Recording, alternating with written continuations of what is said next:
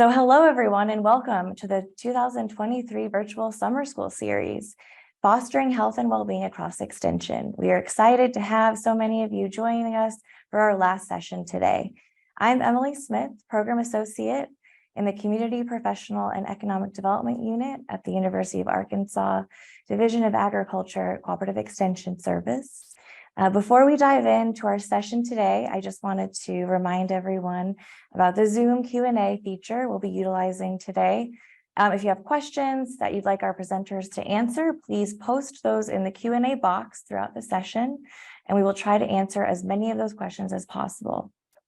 I mentioned already Megan Franks with the LSU Agricultural Center, Ag Center. She's helping as a co-facilitator today. Thank you, Megan. And Dr. Tierney Woodruff is also joining us as a co-facilitator, and she is the assistant professor and extension specialist with Texas A&M University. So thank you so much.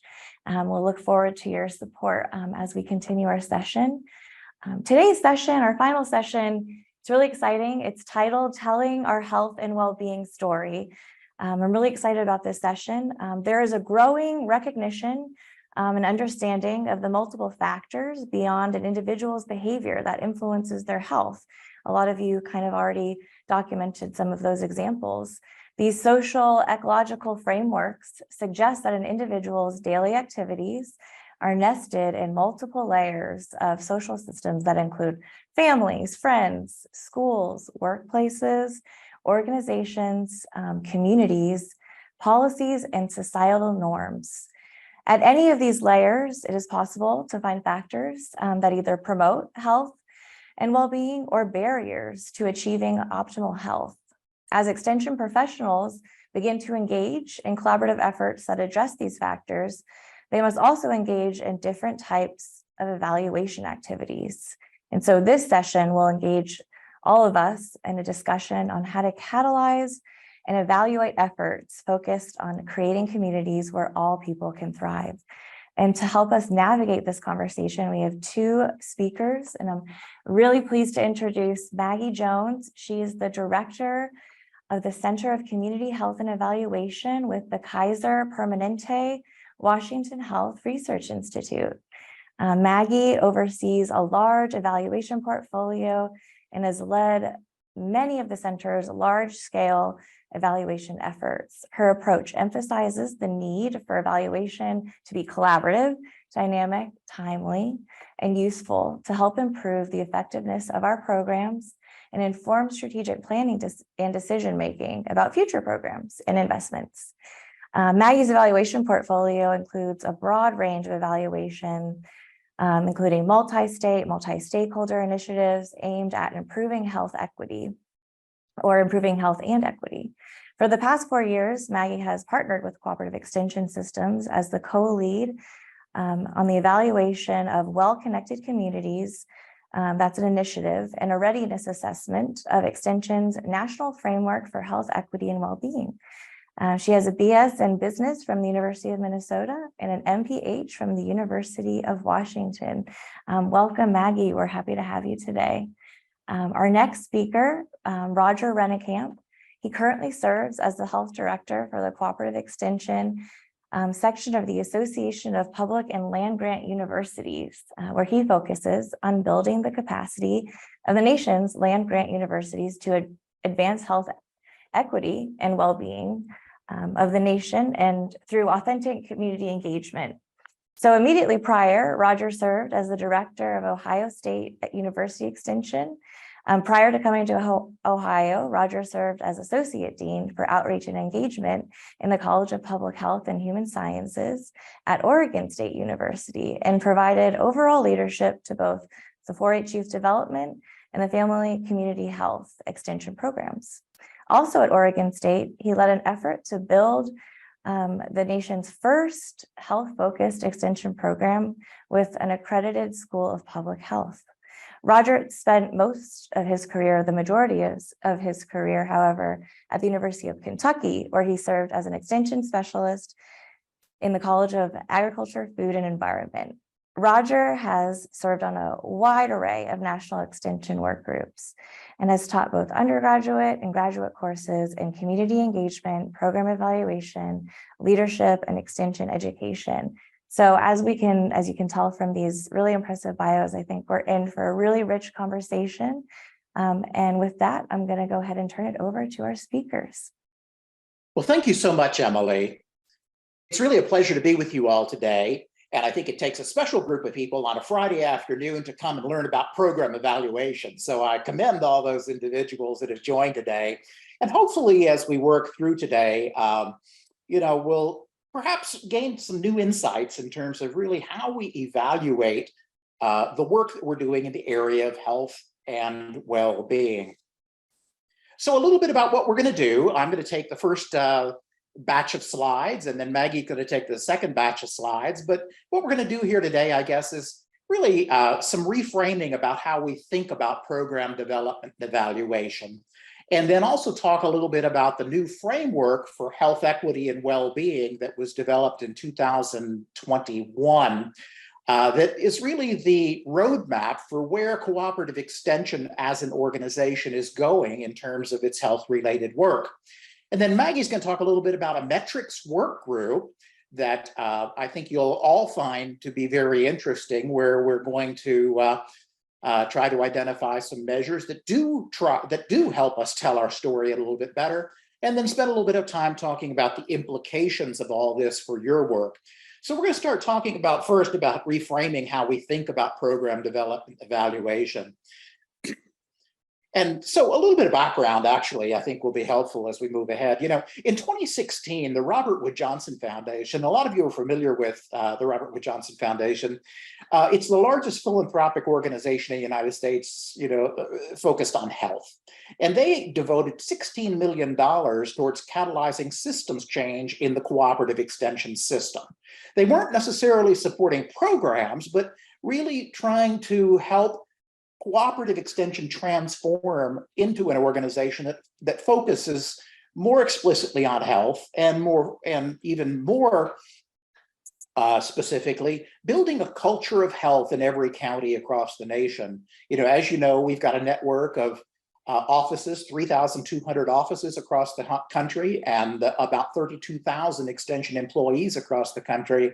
And Robert Wood Johnson Foundation really felt that cooperative extension would be a wonderful partner because we, in fact, do reach people in every county across the country. But as we think about building a culture of health, it really involves more than just delivering educational programs. That's a big part of it and a big part of what we do. But if it takes more than just delivering educational programs, if that's the case, what are the leverage points at which we can influence health and well-being in the communities that we serve? So I got to start off with a logic model. Logic models, and probably everybody on board is familiar with the logic model, but a logic model is basically a word picture of how our programs are supposed to work. And logic models became popular in the mid to late 1990s. So, we're coming up on 30 years that logic models have been a part of the work that we do in cooperative extension. Back in the late 90s and early 2000s, is that we were doing a lot of training across the country about how to use logic models. I think I visited 20 states doing training on how to develop logic models. And really the culture in the organization at that point was, if you didn't build a logic model, you weren't cool. Okay. So, that was one of the things that we really emphasized, because lots of times we were doing a lot of programs and we really didn't explicitly talk about what outcomes we wanted to produce.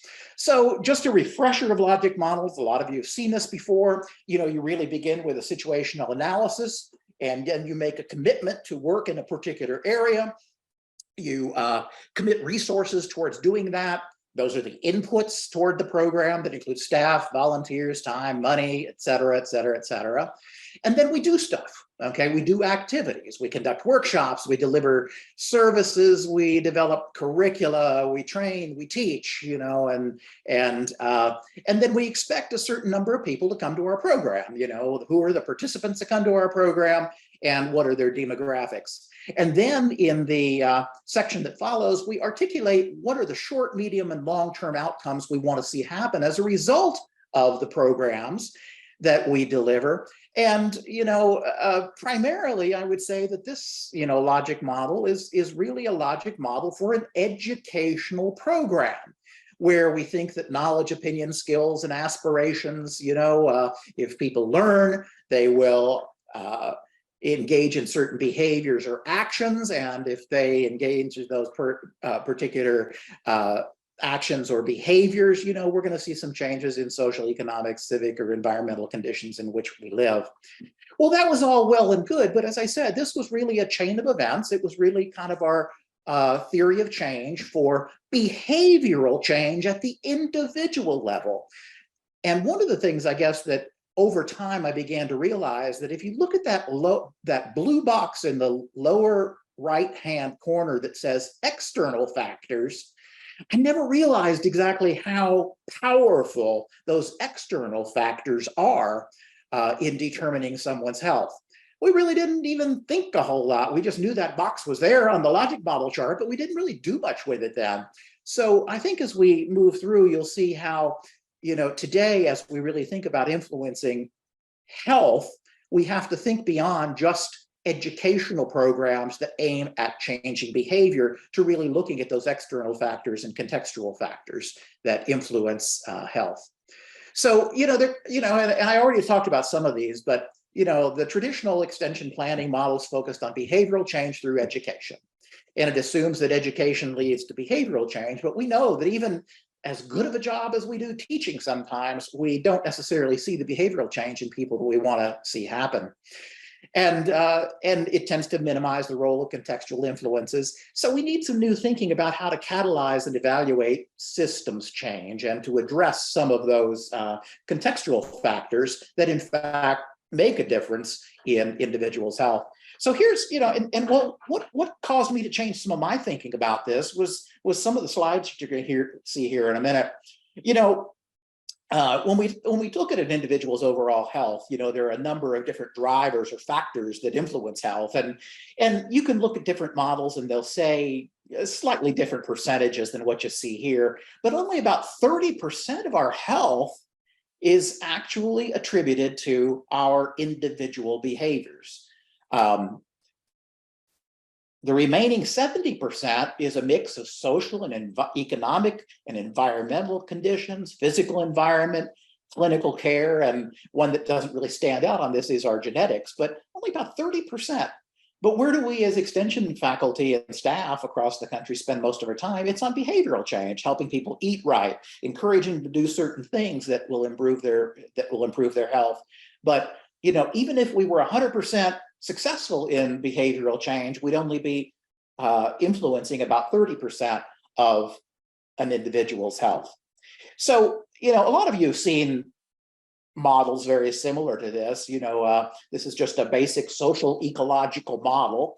And basically it says that we as individuals and the things that we do, the knowledge, attitudes, and skills that lead to behaviors are nested in a number of other external factors like interpersonal factors, organizational factors, community factors, and public policy factors.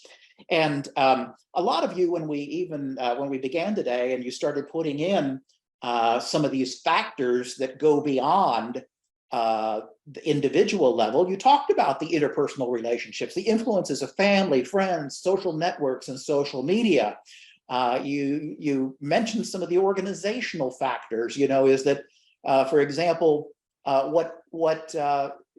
do we have a healthy workplace? What are we doing within our schools and organizations?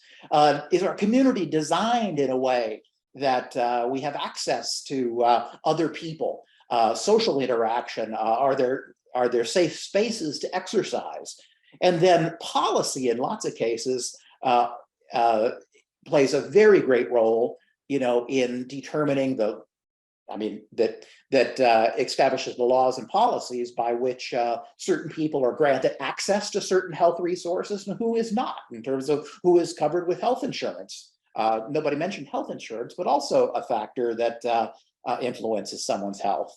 So this is the one that probably blew me away. This is called the Health Impacts Pyramid. And this was developed by Thomas Frieden, who was the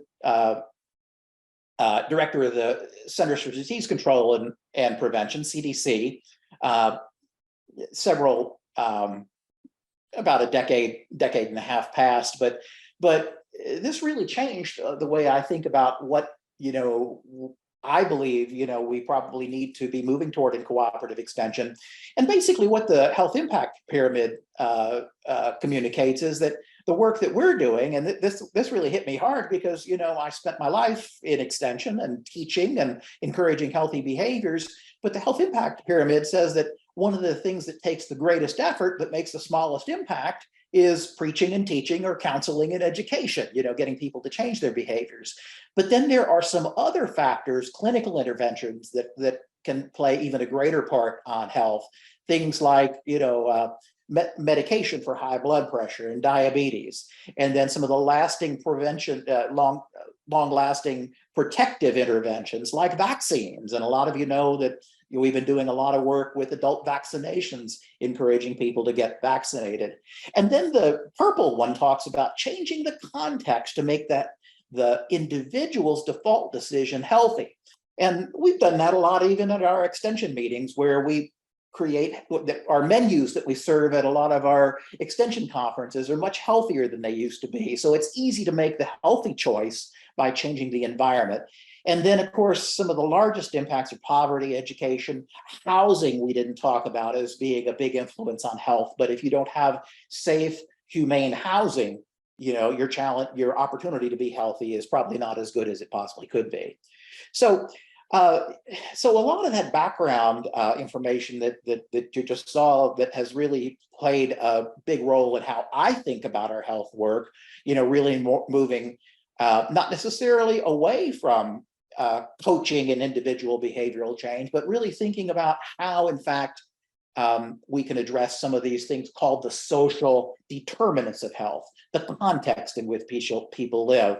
So we spent some time about 3 years ago, a group of about 25 people developing what we call Cooperative Extension's National Framework for Health Equity and Well-Being. And it was developed by a group called the Health Innovation Task Force. And some of you are aware that our first framework for health was developed in 2014, but we knew that there was an awful lot of water that went under the bridge from 2014 until this particular decade. So we knew that we had to update that original framework. And this new framework brings an increased focus on those social determinants of health and was adopted by ECOP in 2021. We called this the big blue fish model. And I'm not going to go through all of the model in detail, but you'll see that this does resemble somewhat, that social ecological model that we saw a little bit earlier. And let's just go through it real quickly. But basically, our ability to help everyone experience or to be as healthy as they can across the lifespan, which we kind of call health equity. It's really improve population health and achieve equity and health status, providing everybody the opportunity to be healthy. There's two ways that we can work. And if you go to the right, promoting healthy behaviors in that second ring out from the center, we're still going to do that. We're still going to do work in the area of promoting healthy behaviors, but we're also going to start creating healthy communities through collective action. And that means beginning to work in different ways rather than teaching or doing educational programming. We're also going to add to that some work that addresses this ring that is called the social determinants of health. It includes things like ensuring that people in the community have fair, healthy, humane housing, that they are able to have opportunities and places to exercise, that in fact they have a robust and supportive social environment, that there is transportation in the community, that there's access to healthy food. Some of those things that are kind of working behind the scenes to either help make people healthy or standing in the way of them being healthy. So we're talking about really working in some new ways through community coalitions and working in partnership with other organizations to create healthy communities, in addition to the work that, in fact, we are doing to help people make healthy choices. In that framework document, we also had 5 recommendations that we're working on today, as a matter of fact, to to advance health, to really build Extension's capacity to work in this area. First, health equity has to be a core system value. And by health equity, we're just simply saying that all people have a fair and just opportunity to be as healthy as they can be. But we know that some people, in fact, face bigger barriers to health than other individuals. So we really need to figure out who is it that is struggling and suffering the most in terms of their efforts to be healthy, and focus our programming towards some of those groups or communities where we see high prevalence of certain health conditions or diseases. The second recommendation is utilizing community assessment processes that integrate data science and resident voice to identify and address health inequities with greater precision. We can spend a whole lot more time on that, but in short, now, and it's really only been in the last few years, is that anyone in any county across the country can look at health data down to the zip code, the census tract, or or neighborhood.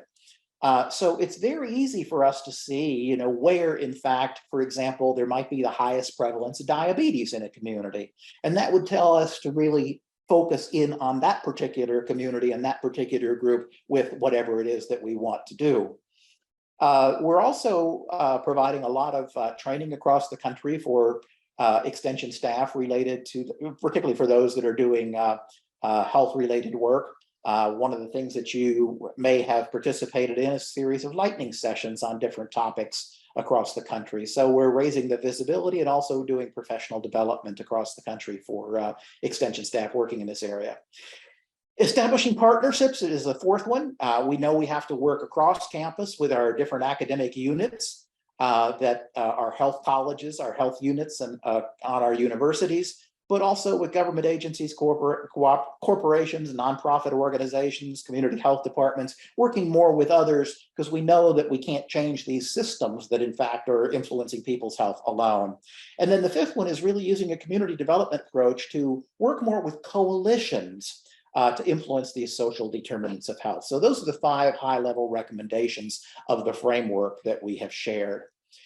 Now, I won't spend time on this one, but just know that we have current action plans going on for all of these, for all 5 of these recommendations. For example, I mentioned a few of those things where we're offering professional development on a number of these things. A lot of you are familiar with the National Health Outreach Conference that's held in May of every year. We're also looking at what you'll hear a little bit is how to measure this work. If we are going to do some work in some different ways, are there new metrics that we want to actually track? And then, so I think I'll skip this one right now, but we do know that across cooperative extension, I'll just say, we know when you're doing systems change or trying to make change in a decentralized system like cooperative extension, you really have to work on 6 different fronts, so to speak, in terms of how do we make change happen? And the first really begins thinking differently about the work that we do, and that's the mental models. But now we're really getting to thinking about what are the practices and the policies that that we do on a day-to-day basis, to make this thing happen. And then this dropped in here, and this is the logic model for the work that Maggie and I have been doing for the last couple of years in cooperative extension. And the only thing I want to say about this at this particular point is that it looks a little bit different from the original logic model, because this incorporates the work that we're doing with systems change, or that go beyond individual education for behavioral change. We have planned strategies for changing policies and changing practices and changing relationships and changing some of these other factors that influence the way we do our work. So that's a little bit of a background anyway, in terms of what's going on in cooperative extension related to health, shifting from a sole focus on education for behavioral change to really beginning to look at the context or environment in which people live and how we create those environments that allow all people to be healthy. So with that, I'm going to switch over and turn it over to Maggie to talk just a little bit about, okay, so we have this framework. What have we done to find out where we are in terms of our readiness to implement the framework? And then how do we really track change? So Maggie, I'm going to give it to you at this particular point in time. Great, thanks, Roger. Emily mentioned in the bio that part of the work that we've been doing with Extension was to conduct a readiness assessment of the system's readiness to implement the framework that Roger just described. And so that work happened over the last year to really understand where the system was at in terms of what the current strengths were and what the gaps and need for support was. You can see the methods used on the left-hand side. I'm not going to talk in depth about that, but we did really try to make sure that we had diverse representation and participation across the system, across extension regions, across types of organizations, across sizes of organizations, and understanding it. And what we heard generally is that familiarity with the framework was relatively low. So Roger continues to present and share about it in all forums to try to increase awareness that this framework is a resource to you all in doing your work. We heard that, the strengths of the extension system is that there's really strong buy-in, interest, and commitment to pursuing work related to health and health equity, and strong interest in professional development related to that, especially around social determinants of health and equity. And Extension brings a history and a strength in partnership, in youth engagement through the work of the 4-H programs. We're working with coalitions, community assessment, and data practice. We heard that there were opportunities related to leadership support and diversity in leadership in terms of leading this work and really leading with health as a key priority. We heard that incentive structures for staff were not always well aligned with promoting this systems change, community-based work that Roger's been talking about, really going upstream and moving beyond more traditional education programs, and that resources were somewhat limited to advance that work. And the structures to compensate people for doing this work were also identified as gaps. So based on this readiness assessment, we really felt and heard that one of the key things that we need to do across Extension to really embrace this framework is really to be able to communicate the impact and the scope of the health-related work that's happening across the system. And so Roger showed some of the strategies and action plans, but one thing that came out of that, and you can go to the next, kind of jump ahead 2 slides, Roger. One of the things that came out of that was a need to really think about how we're measuring this work, how we're evaluating this work, and really using that data to tell the story of what Extension's health equity and well-being work entails across the system. So this spring, we brought together what we're calling the metrics work group. And we were really focused on advancing some of the things that came up in the readiness assessment as gaps. Really, the first one was really around that incentive piece and how we're measuring individual performance and ensuring that there are incentives and recognition for people engaging in this kind of community systems change long-term work, and that they were getting credit for that and getting recognition for that work. The second was just this need to generally be able to talk about and tell the story of this work nationally and regionally in a stronger way. And so really trying to get our arms around what are the ways that the work is currently being evaluated and measured and documented, so that we could get a sense of what the opportunities would be then to be able to pull that information together in order to be able to tell a more complete and compelling story. So the work group's charge was to gather information and really think about and develop metrics at the individual program and systems and community level, so that Extension could assess its progress and communicate the results of its work in this area. Currently, there are 26 members in this work group, representing the Extension Health Leadership Committee, Extension Foundation, my team at the Center for Community Health and Evaluation, and we're sort of serving as facilitators of this work. And then we have representatives from the Northeast, Southern, and Western regions across Extension program. Go to the next slide.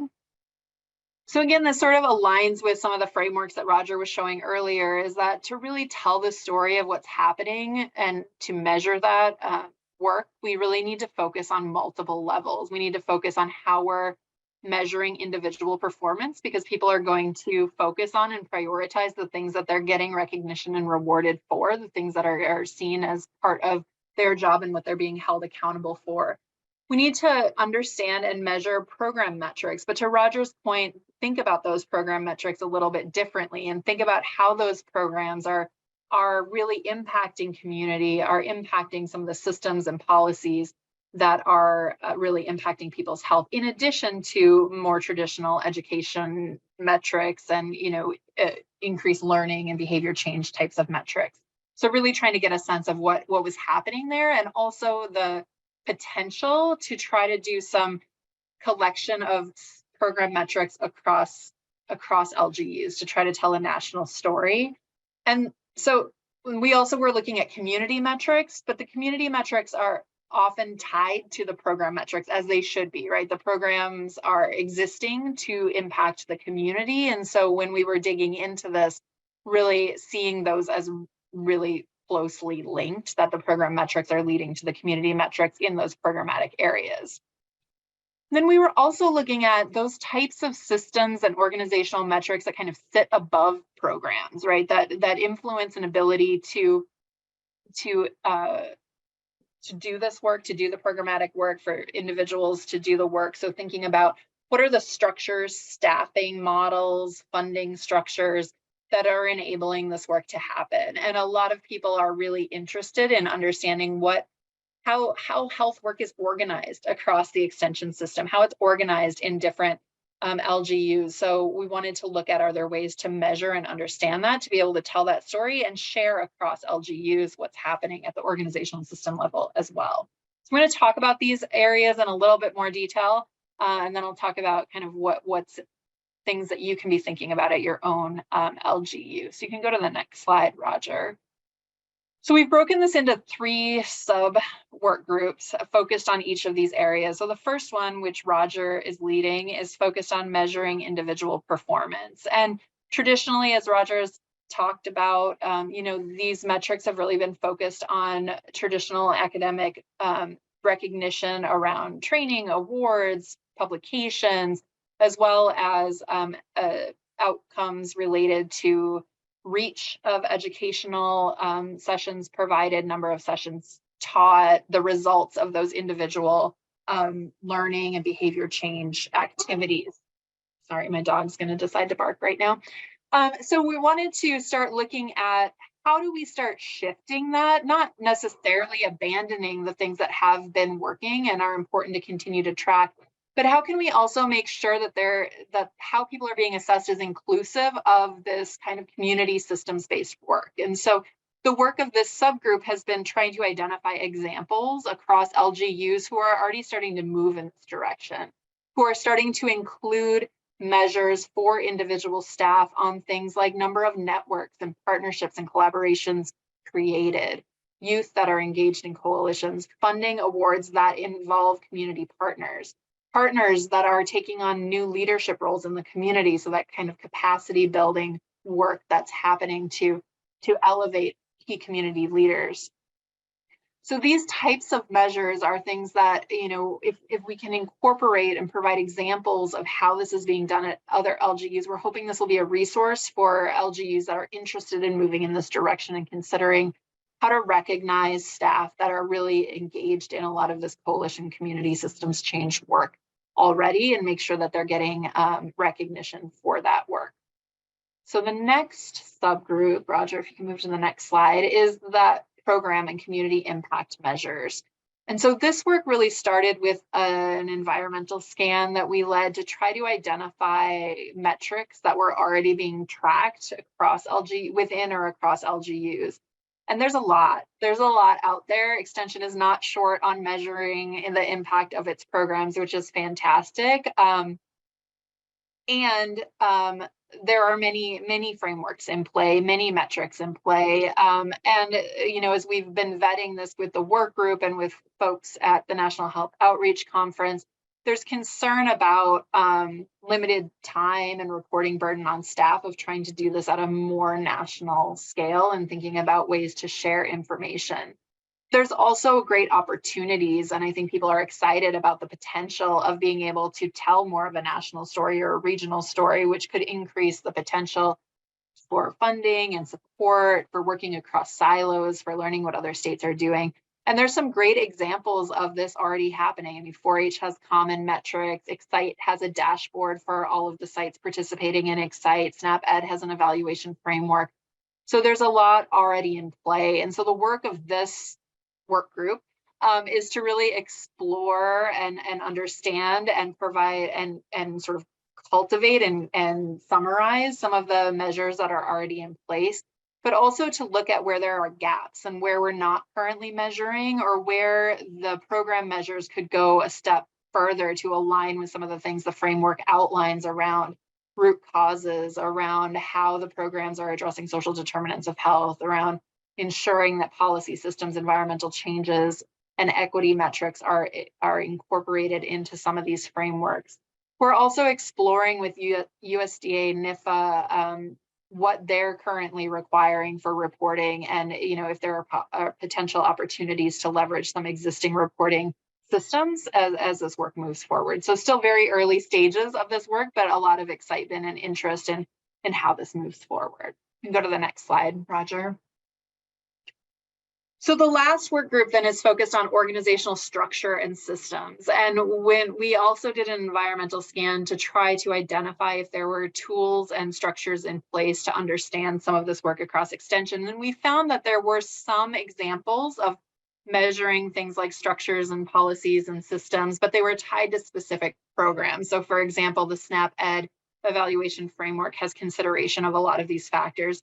But we were unable to identify any tools, and if you know of some, we'd be happy to have you share those. But we were unable to identify anything that kind of set above the programmatic level and really looked at how extension was set up to do this work.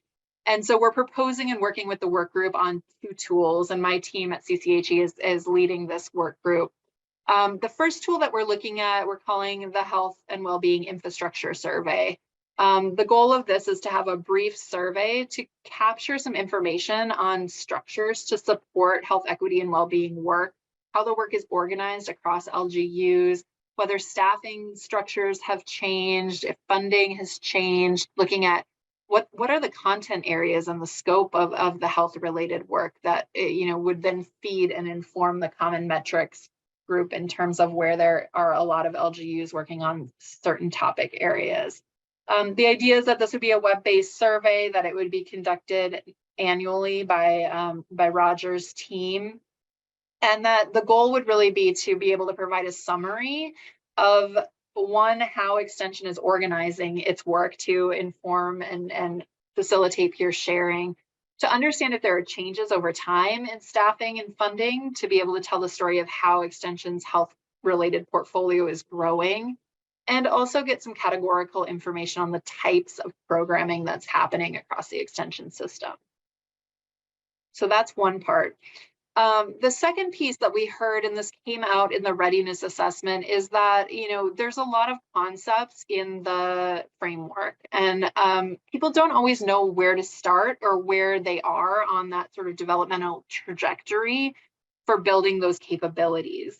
And so we've started to develop what we're calling the Health and Wellbeing Capacity Assessment for Extension, that really takes each concept or domain, and you can see the bullets under the content around the types of things that we're looking at including here, but really takes those concepts and breaks them down into a grounded scale that shows at different levels of capacity what that would look like. So if you're at a beginning stage in incorporating health equity versus an advanced stage in incorporating health equity into your programming, how does that look different? And making sure that we're providing concrete examples to help people rate where they're at along that trajectory, which we think will be a helpful tool, and the work group thinks will be a helpful tool in really helping people with their strategic planning efforts in terms of where to invest in their capacity. So this tool is intended more as an intervention at this point than a measurement tool. So there's not any plans currently to have any sort of national data collection on this assessment data, but rather to share it as a tool, to pilot it, to share stories of how people are using it, how it's informed their priorities, and really as and share lessons about how the tool is used in strategic planning. So it's meant to be more of a companion document to the framework about how you actually then would take the framework and come up with a strategic plan for your LG, your extension program, and how to advance some of this work and go a little bit deeper into some of this work.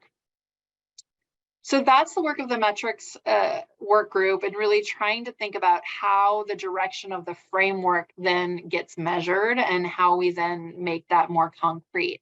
I'm going to talk a little bit about, I think you can go to the next slide, Roger, about what this means for your work, and then we'll hopefully have about 10 minutes for Q&A.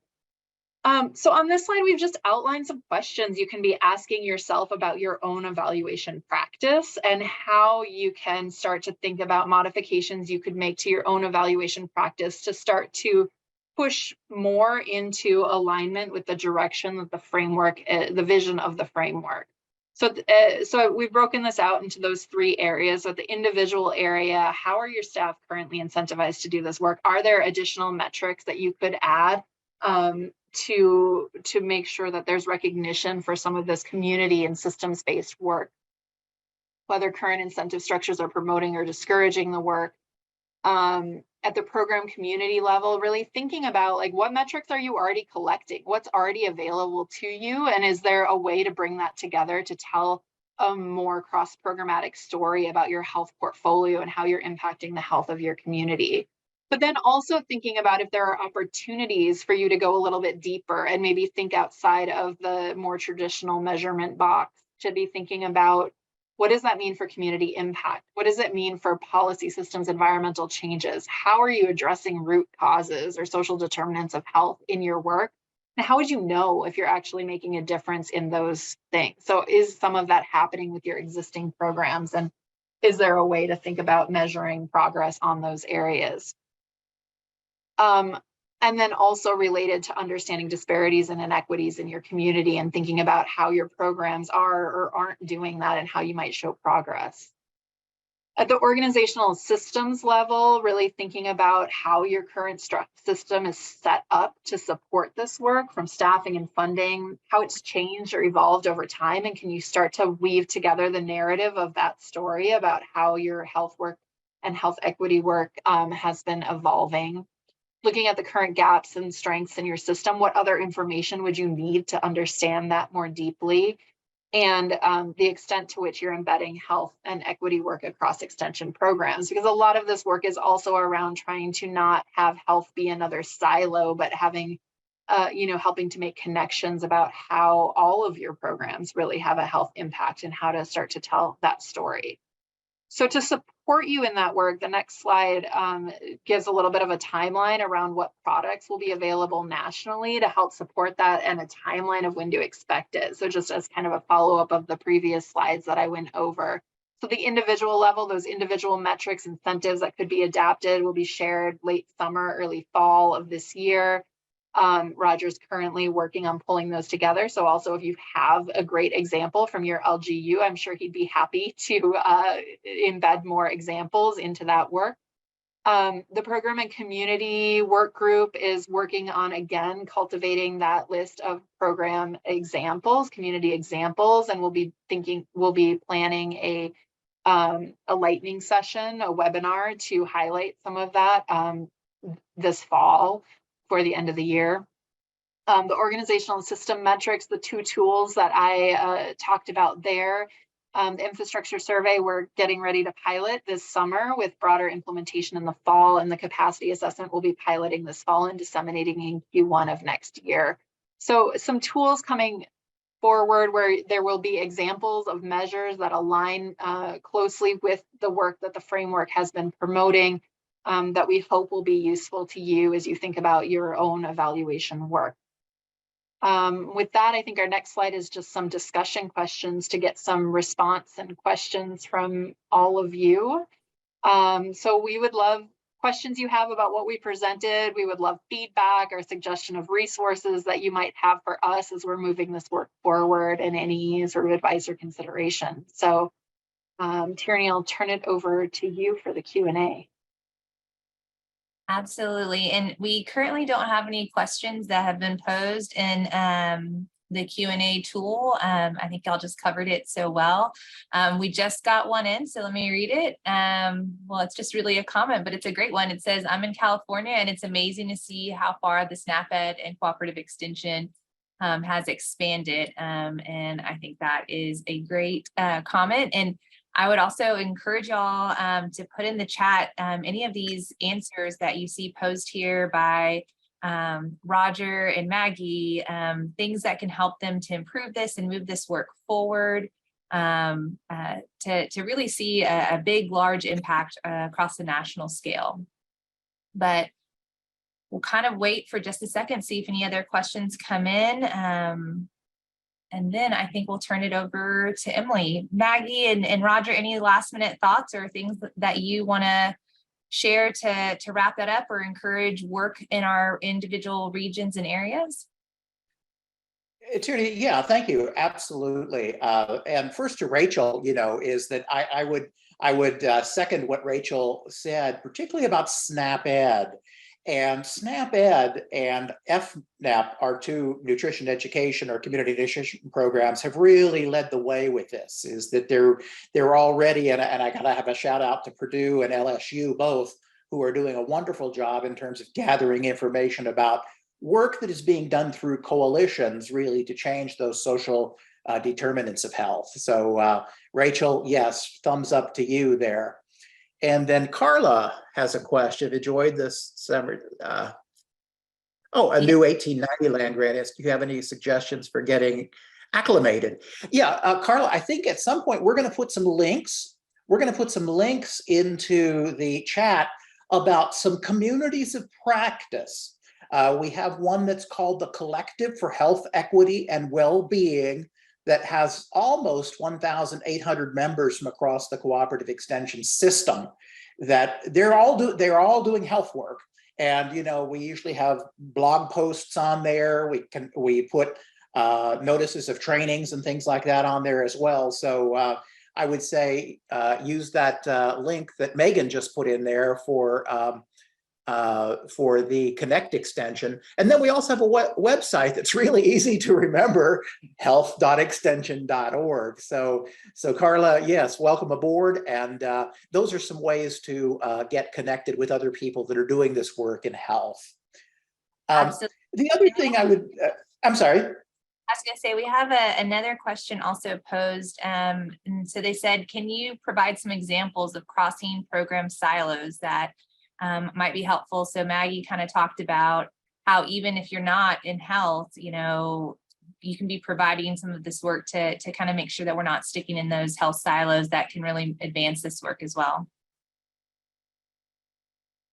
Yeah, a couple of those. One of the things that I have found exists in most states in the 4-H program is are programs that raise up the voices and the actions of young people in terms of changing their communities with respect to health. One that we really think is wonderful is the Youth Advocates for Community Health, YACH, or YACH, from the University of Wisconsin. That, if you're interested in mobilizing young people in your community to be champions for health, that's one of those programs. Community development, if you have community development faculty and staff in your states, they're the ones that are really skilled in coalition development. So if you're really interested in a community, in really addressing a community health need, and you really want to work with other organizations, it's the community development folks that really have those skills. I think agricultural safety and health and pesticide applicator trainings are health programs. I know a lot of people don't look at them that way, but truly they are. And then a lot of the nutrition education work, and then the things we're doing with policy systems and environment change are healthy there. I might just ask one question of the group real quick, is that the work that we're doing right now, particularly on individual performance appraisal or individual performance criteria, tell me if we're off track on that. But what we heard was that, our individual performance appraisal systems, or our criteria that we as extension educators, are supposed to deliver on, tend to be heavily weighted towards how many people came and what was learned, and people that and the number of people who made behavioral changes. But if you're working on work like a farmer's market, or you're working on food systems access, or you're working on transportation issues, or you're working with housing issues in your community, with other agencies, or you're partnering with a health department, a lot of people were telling us that we don't get credit for that. We only get credit for our teaching, our education, behavioral change, and that model. Are we on track with that? Are there things that you feel like you're doing that, I really don't know where in my performance appraisal system, I'm really getting credit for that, or I wish I were getting credit for this? Is what we've been hearing on target, that a lot of our performance appraisal systems just don't give credit for that really powerful systems level work that people do? And if y'all want to engage in that conversation with Roger, we encourage you to share your experiences in the chat. Let Roger and Maggie know if they're on track with that. If you have any feedback or any other examples that they can be thinking through, and also any of these other questions that they've posed to help really strengthen the work that they are doing. And as we're waiting for that to come through, I think I'm going to go ahead and turn it over to Emily to wrap us up. Thank you both, Roger and Maggie, for answering those questions and sharing your expertise. Yes, thank you so much to our speakers and facilitators today for sharing. And thank you all for attending today's session, our last 2023 virtual summer school session. It's been a delight to work and get to attend these each day. If you would like today's contact information for the presenters, we're going to pop that into chat. Feel free to continue to provide any insight to those questions or share your experience. We can definitely convey that information to our presenters. Once we get the recordings processed, we're going to put those on the NAEP-SDP webinar archive page. So we'll make sure that the recordings are there in a few days. We would also love to get your feedback on today's session. We're going to have a couple ways to access our survey. We'll put it in the chat, but we also have a lovely QR code that you can use your phone to navigate to our survey and let us know how we did today.